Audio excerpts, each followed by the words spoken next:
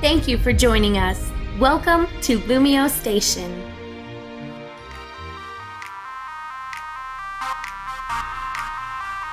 Hello viewers, and welcome back to another episode of Pokémon DataDex on LumioseStation with me, TheOneIntegral. Now today we're looking at Hitmonlee, but before we begin, as usual, remember to suggest more Pokémon for me to look at in the comment section below. So let's get on with this. So Hitmonlee is a fighting type and the kicking Pokémon, and is number 106 in the National Pokédex. It is 4 foot 11 inches tall or 1.5 meters tall, and weighs 109.8 pounds or 49.8 kilograms. It's in the human-like egg group and is a male 100% of the time, so you can't actually get a female Hitmonlee. It evolves from Tyrogue at level 20 when its attack is higher than its defense.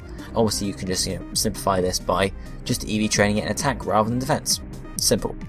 Then if we have a quick look at its base stats, we can see it has a high attack stat being 120, which is pretty damn high, fairly high special defense stat at 110, and then a mediocre speed stat, not terrible but not amazing at the same time, and then its health points and defense is fairly low, and obviously special attack is even lower than that at only 35. First up, if we look at the resistances, weaknesses, etc. for Hitmonlee, being a pure fighting type, there's not too much to say here, but it resists rock, bug and dark type moves, it's weak to flying, psychic and fairy type moves, and it takes neutral damage from all the rest, not being immune to anything. So you can see here it's not resisting a whole lot, and it's not weak to a whole lot, to be honest, but then again, it doesn't resist a huge amount, so really anyway, as you guys can probably figure out, Hitmonlee isn't going to be a tank. Then if we move on to look at the abilities, it has two normal abilities and then its hidden ability. One of the normal abilities is Limber, which protects it from paralysis, which could be helpful. Then we also have Reckless, which powers up moves that have recoil damage.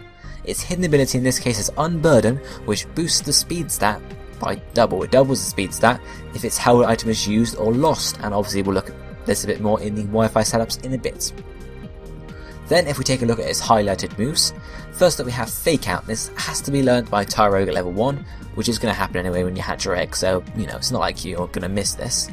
Then at level 29 we have High Jump Kick, which is a strong fighting type attack that can give you some recoil if you miss it. Then we have Close Combat at level 57, which is a very powerful fighting type move. Then we have Reversal at level 61.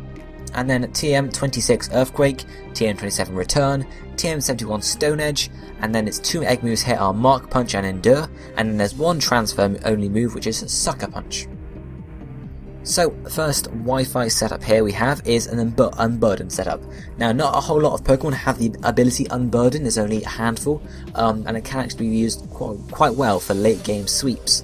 This is generally not good for early game sweeps because Pokemon that have Unburden are fairly frail. They're going to get taken out from just a few attacks, so you don't particularly want to be trying to sweep the whole team because they've probably got a counter to you. So looking at its moves here is Close Combat or High Jump Kick, Stone Edge, Mark Punch or Fake Out, Return or Earthquake, ability being Unburden, nature being Adamant, and the held item being a normal gem or possibly a fighting gem. However, these aren't available in X and Y quite yet, or they may not be available at all, we'll just have to see. EVs ramp up maximum attack, maximum speed, and the rest in health points. So, if we look at the moves first, you have the choice of Close Combat or High Jump Kick. They both have their pros and cons, that's the ones. Close Combat, it has a lower base power, and it reduces your defenses once used. However, High Jump Kick has a higher base power, but you do get the recoil damage if you miss it. I just dropped my noise filter, that was very helpful. Then we have Stone Edge up next, which is obviously a powerful rock type move, but does have a chance to miss. Then we have two priority moves here, Mark Punch or Fake Out. I would suggest Fake Out here, because you're going to need a normal type move to activate your normal gem. However, Mark Punch could be useful if we eventually get the fighting gem, or just indeed to get some priority off. Then you have the choice of Return or Earthquake. If you're using Mark Punch, you definitely need Return, so you can actually activate the normal gem. But if you're using Fake Out, you can just go for the Earthquake.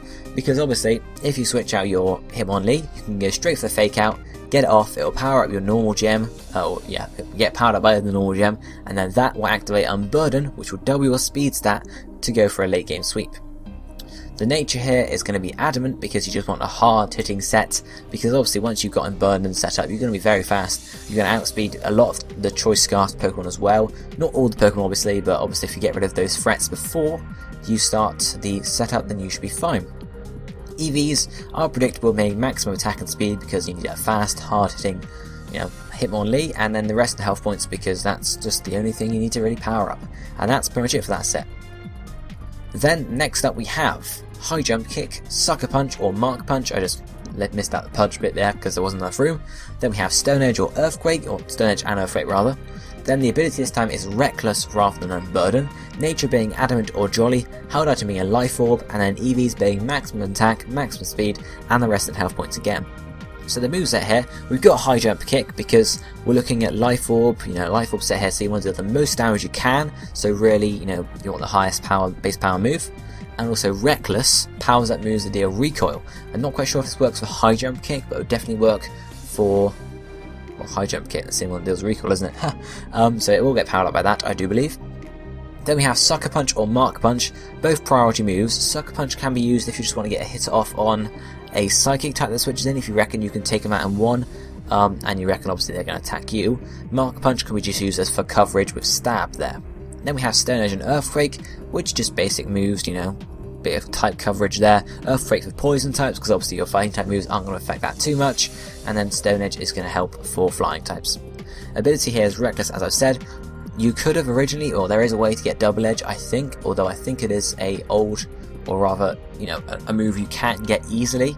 Obviously if you're using Pokegen to do this, you can very easily put it on, because it is a legal move. I'm just going to quickly check now how you actually get it on your Hitmonlee. But yeah, it's not immediately available. Double kick is at A. It's double kick, sorry. Double team. Okay, apparently according to Bulbapedia it can't learn Double Edge, even though Smogon said it could. Not quite sure why, but anyway. So we'll assume it can learn Double Edge there. So obviously you're stuck with just using High Jump Kick for that Reckless bonus. But obviously Adamant or Jolly on your nature. If you want a faster Pokemon, you can go for the Jolly. But if you just want to get the hits off, then you can go for the Adamant nature there. Our final setup for today is another Unburden setup, this time utilising a Lychee Berry. So the moves this time are Reversal, Endure, Stone Edge, Earthquake, or Mac Punch there. And then the ability being Unburden, Nature being Adamant, Held Item being a Lychee Berry, and then EVs being maximum attack, speed, and rest in health points. So obviously Reversal powers up depending on how many health points you have left, so the less you have, the more powerful it's going to be. Endure is going to allow you to survive a hit with 1 health point, which is going to work well with that Reversal. And then Stone Edge, and then Earthquake or Mark Punch, just coverage. Obviously you can go for the Mark Punch if you want a priority move, or you can just go for the Earthquake for, coverage on poison types.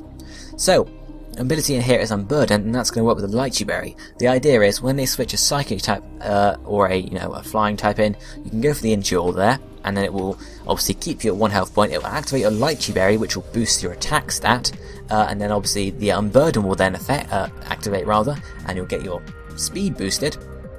And then you can go for a Reversal, which is going to deal a lot of damage because you're only at 1 health point. So then Reversal with attack up and speed up means you'll be able to outspeed a lot of things and hit them quite hard as well, especially with that Adamant nature, and also the maximum EVs and attack and speed, and the rest of the health points as usual.